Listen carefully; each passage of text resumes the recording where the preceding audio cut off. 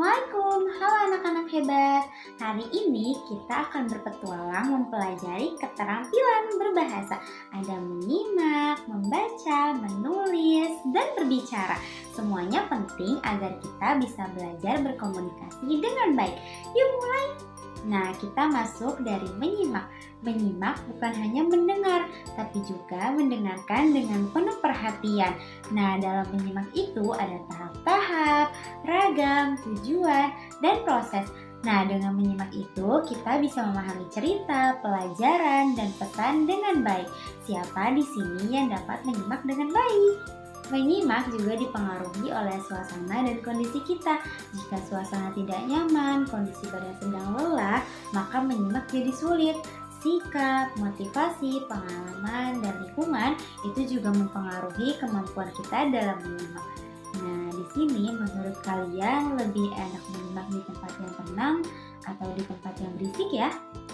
Kita menyimak di banyak situasi, contohnya seperti mendengar pengumuman, cerita, atau diskusi. Nah, daya simak bisa ditingkatkan dengan latihan dan mendengar audio. Di sini, siapa yang kira-kira sudah paham menyimak? Nah, jika sudah paham di bagian menyimak tadi, kita lanjut ke bagian berbicara. Berbicara merupakan cara menyampaikan pikiran dan perasaan.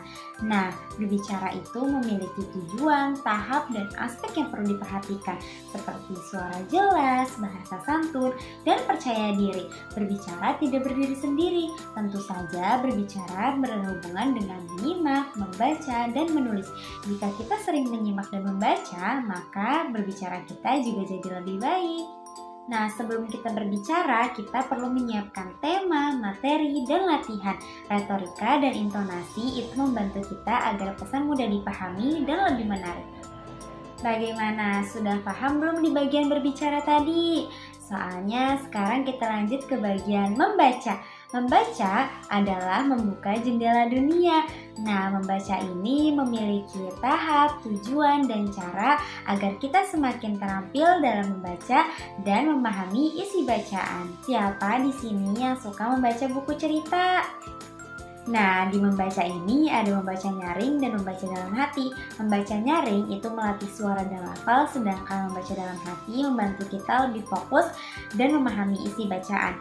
Nah, membaca itu tidak hanya membaca kata, tetapi juga memahami isi, berpikir kritis, teliti, dan menikmati sastra serta bahasa yang ada. Oke, selanjutnya kita masuk ke bagian menulis. Menulis adalah menuangkan ide dan perasaan. Dalam menulis